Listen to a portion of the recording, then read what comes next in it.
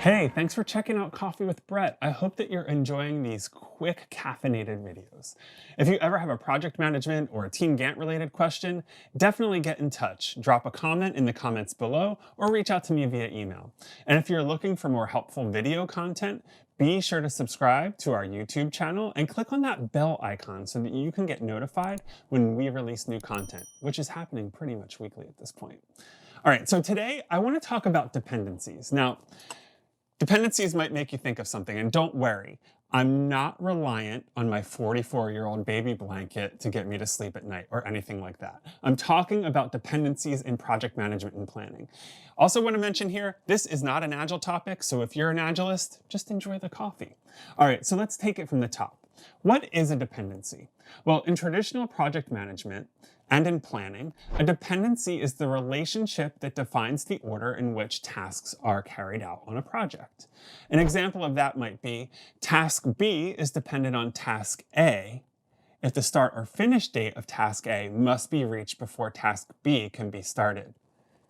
I don't even know what I just said there, but basically it means projects are made up of tasks. You know that. There's a natural order to those tasks, and you plan for that order.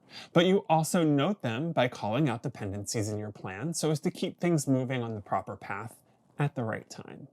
I mean, you know you don't want your designer to create anything until the content is ready, right? But do they know that? They might not. So they might go and design something without the content. But if you don't want them to do that, note it in your plan, and that'll clear up any confusion. All right, so it really doesn't end there. It's not that simple. I mean, it is simple, but not that simple. It can get a little bit more complex, and I'm going to get there. But first, you should know that there are two simple terms to understand in dependency management. The task that comes before is called the predecessor, and the task that comes after is the successor. And yes, you can have multiple predecessors for one successor, and vice versa. Lots of predecessors and successors there. Can't even believe I can say that fast. All right, there are also different types of dependencies to plan for and manage, so let's take a look at those. First is the finish to start dependency, which is really the most common used. Essentially, it says task A finishes, then task B can start. Then there's the start to start dependency, which basically means both tasks start at the same time. Then, of course, there's the finish to finish dependency, and that means both tasks finish at the same time. Then lastly, there's the start to finish dependency, which is an odd one that really isn't used all too often. Start to finish basically means task B can't finish till task A has even started. I don't know. Anyway, pretty basic stuff here. Easy to understand, and honestly, really good to know as you're planning your projects. Really, the benefits in exploring dependencies on your projects are really strong. In fact, when you create dependencies in your plans, you'll reinforce the order in which the work needs to be done, which means that you'll be able to clue your team members in when and where they need to be involved in the project. And that's pretty important stuff, especially if you're working with a big team.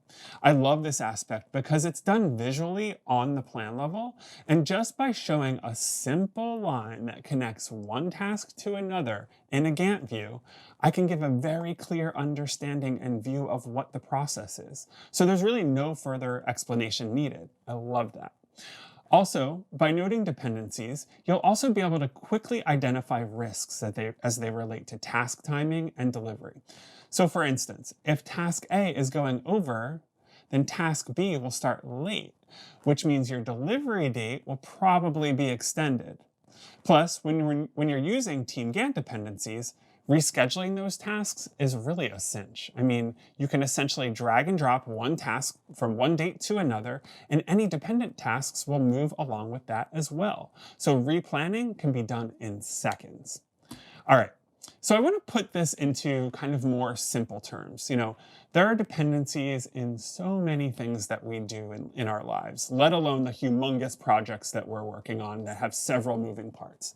But let's look at a simple example. That's not necessarily a project, but it's got dependencies. I actually have an easy and relatable example, and it's sitting right in front of me. Hey, I'm going to talk through making a cup of coffee and the dependencies that are involved in that process. Now, just like any other project, this could be really simple, or it could be complicated. If you've ever made or ordered a pour-over coffee, you know it takes a little bit time, right? It might be a little bit complicated. So here's my process for making a pour-over coffee. First, I fill my kettle with water. While my water is boiling, I grind my coffee beans. I weigh them, and then I prepare the filter. Once the water has boiled to the proper temperature, I can pour the water over the coffee grounds. But there are steps here to actually make a nice pot of coffee, and they're dependent on one another.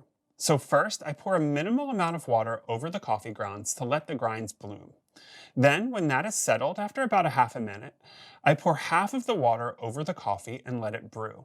When that's done, I use the second half and let that brew. Then we move on to the next step, which is really the next task, filling my cup and adding anything I want. I prefer to like a little bit of oat milk.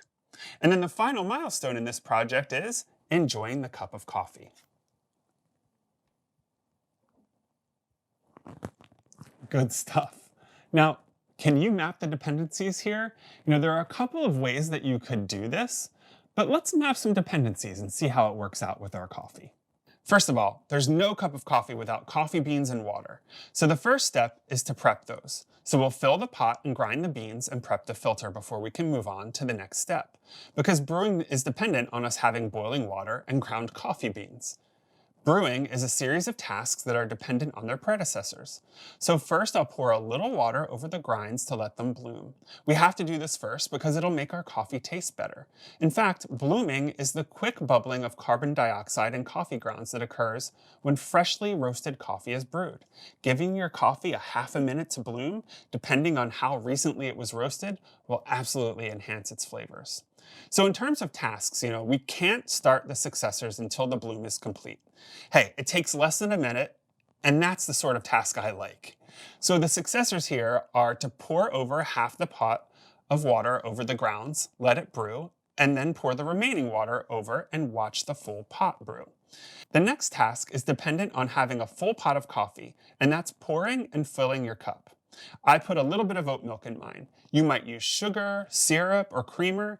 I've made filling my cup here a task, and getting this step done is important to the final milestone, which is enjoyment.